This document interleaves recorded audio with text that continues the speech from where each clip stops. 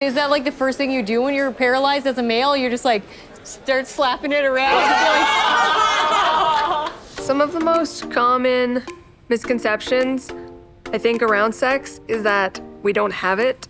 In general, I think the public concept or idea around it is just we are asexual, which is far from truth. Yeah, a lot of people can and a lot of people can't. Don't make assumptions. One of my friends, she's also a para. She had sex with another guy who was paralyzed, right? And I'm like, ow! And she goes, it's like two dead fish. Brittany, you're the professional here. You just released a sex education video. You sure you don't have something to share on this topic? It's Brittany here with another video to help you guys live a happy, healthy, awesome life in a wheelchair. And today I have something real special for you guys.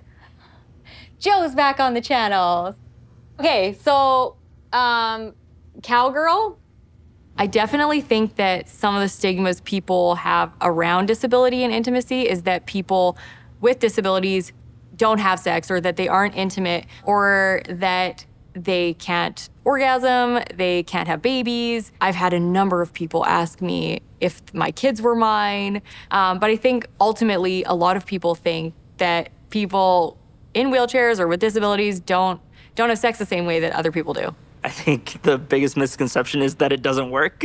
The first question that girls always get asked from guys is like, can you feel sex? Yeah. And for guys, it's usually, does it still work? Yeah. Even able-bodied people have like performance anxiety, right? Like everyone's like, am I gonna be able to do this?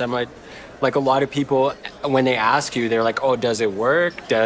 What are you gonna do? Even if it doesn't work, like there's other ways to be intimate, right? Yeah. Sex as a wheelchair user is still amazing. Sex as a wheelchair user has made me a more intimate lover. It's made me a more caring lover, and it's made my sex life better in a lot of ways. Most girls, honestly, they'll come and they'll be like, well, how do you have sex? And I'm like, do you want me to explain biology 30 to you again? Like, there's a penis and there's a vagina. Or you won't go there. That too. Yeah. That's all I'm saying. Yeah, and the thing is everybody's so different, right? So my sphincters don't work, man, so whatever's gonna happen is gonna happen. And everybody's bodies make these noises. Everybody's bodies function like this. So trying to just release that shame. And the key is don't have too many expectations. It's more about what works for you and works for him. Yeah.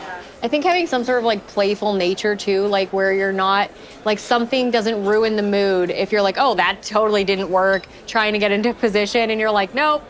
Like if I was in the beginning of my injury, I think we'd have a different conversation right now, right? Yeah. But because I'm like 11 years into it, I feel like I'm really comfortable in who I am. Yeah. And I've had those embarrassing moments where I was making out that guy, my leg spasmed and my leg went like in and out of his blinds. Wow. And I was just like, how did this happen? You're like, I'm sorry that I bent your blind. I think having conversations among people with disabilities to make it more comfortable to talk about intimacy is important. And then I also think it's important to have conversations with people that don't have disabilities so that it normalizes what intimacy looks like. Push.